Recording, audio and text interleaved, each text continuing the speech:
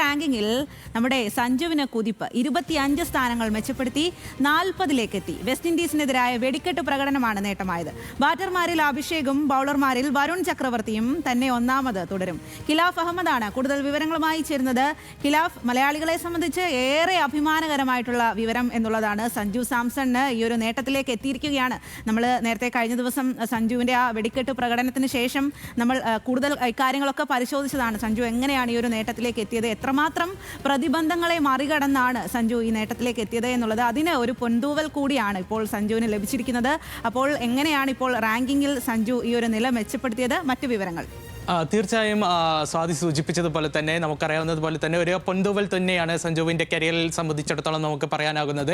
നമുക്കറിയാവുന്നതുപോലെ തന്നെ ഒരു നിർണായക മത്സരത്തിൽ സഞ്ജു സാംസന്റെ കൂറ്റൻ വെടിക്കെട്ടു കാരണം ആ ഒരു മത്സരത്തിൽ ഇന്ത്യ സെമി ഉറപ്പിക്കുന്നു. ആ സെമിയിലേക്ക് പോകുന്നതിന് തൊട്ട് മുൻപ് ICC റാങ്കിങ്ങിൽ സഞ്ജുവിന് കുതിപ്പുണ്ടാകുന്നു. അത് 65ാം സ്ഥാനത്തിൽ നിന്ന് 25 സ്ഥാനങ്ങൾ മെച്ചപ്പെടുത്തി 40ലേക്ക് എത്തുന്നു. ആ 40 എന്ന് പറയുന്നത് നമുക്കറിയാവുന്നതുപോലെ തന്നെ കരിയറിൽ ഏറ്റവും മികച്ച ഒരു റാങ്കിങ്ങിലേക്ക് തന്നെയാണ് സഞ്ജു സാംസൺ എത്തിയിരിക്കുന്നത്.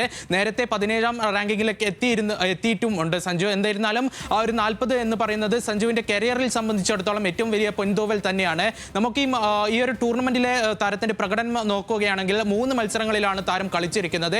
ഈ 3 മത്സരങ്ങളിലും ഒരു മികച്ച പ്രകടനം തന്നെ സഞ്ജു സാംസൺ കാഴ്ചവെക്കുന്നു.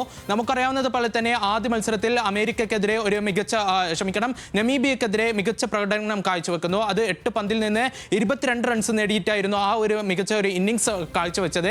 പിന്നാലെ തൊട്ടടുത്ത മത്സരത്തിൽ സിംബാബ്വേക്കെതിരെയാണ് താരം പിന്നീട് കളത്തിലിറങ്ങിയത്. ആ മത്സരത്തിലും ഒരു മികച്ച ഇന്നിങ്സ് തന്നെ കാഴ്ചവെക്കുന്നു. 14 പന്തിൽ 24 റൺസ് എടുക്കുന്നു.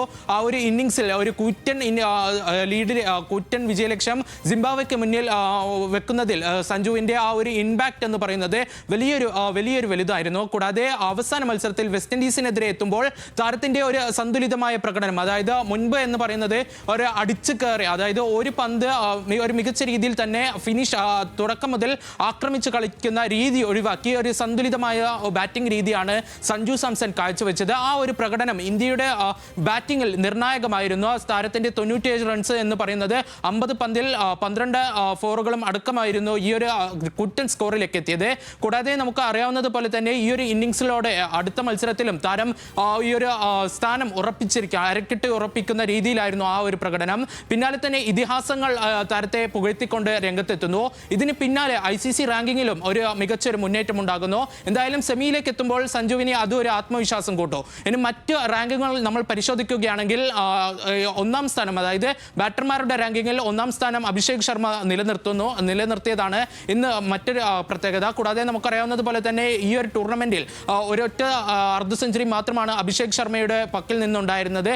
പിന്നീട് ഈ ഒരു കഴിഞ്ഞ മത്സരത്തിൽ താരം മികച്ച രീതിയിൽ താളം കണ്ടെത്തുന്നതൊക്കെ നമ്മൾ കണ്ടു. അതൊക്കെയാണ് താരത്തിന്റെ 1ാം സ്ഥാനം നിലനിർത്താൻ കാരണമായത്. കൂടാതെ ഇഷാൻ കിഷനും തിലക് വർമ്മയും സ്ഥാനക്കയറ്റം ഉണ്ടാകുന്നു. ഓരോ സ്ഥാനം മെച്ചപ്പെടുത്തി 3ഉം അതേപോലെ തന്നെ 6ാം സ്ഥാനത്തിലേക്ക് എത്തുന്നു. എന്നാൽ സൂര്യകുമാർ യാദവ്, ഈ ഒരു ടൂർണമെന്റിലുടനീളം ഇന്ത്യക്കായി മികച്ച പ്രകടനം കാഴ്ചവെക്കുന്ന സൂര്യകുമാർ യാദവിനെ ഒരു സ്ഥാനം നഷ്ടപ്പെട്ട് 7ാം സ്ഥാനത്തേക്ക് പിന്തള്ളപ്പെടുകയും ചെയ്തു.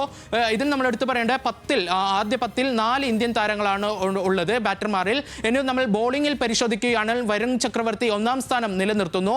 കൂടാതെ ഒപ്പം തന്നെ നമ്മൾ എടുത്തു പറയേണ്ടത് ജസ്പ്രീത് ബുംറയും ഈ ഒരു ആദ്യ 10ൽ ഇടം പിടിച്ചിട്ടുണ്ട്. കൂടാതെ നമ്മൾ ഇതിൽ എടുത്തു പറയേണ്ടത് അർഷ്ദീപ് സിംഗ് ആണ്. 6 സ്ഥാനങ്ങൾ മെച്ചപ്പെടുത്തി താരം 13ാം സ്ഥാനത്തിലേക്ക് എത്തുന്നു. ഓൾറൗണ്ടർമാരിലാണെങ്കിൽ ഹാർദിക് പാണ്ഡ്യ 2ാം സ്ഥാനത്തിലേക്ക് എത്തുമ്പോൾ ശിവം ദുബെക്ക് 2 സ്ഥാനം നഷ്ടമാവുകയും ചെയ്തു. സ്വാതി. ശരി ഖിലാഫ്, എന്തായാലും ഇത്തരത്തിലാണ് ഈ ഒരു റാങ്കിംഗ് വന്നിരിക്കുന്നത്. ഇനി സെമി പോരാട്ടത്തിലേക്ക് ഇന്ത്യ കടക്കുകയാണ്. ഈ ഒരു ആത്മവിശ്വാസത്തോടുകൂടി സഞ്ജു അടക്കമുള്ള താരങ്ങൾക്ക് വലിയ ആത്മവിശ്വാസം പകരുന്ന ഒരു റാങ്കിംഗ് പട്ടികയാണ് ഈ ഒരു സമയത്ത് വന്നിരിക്കുന്നത്. ഇനി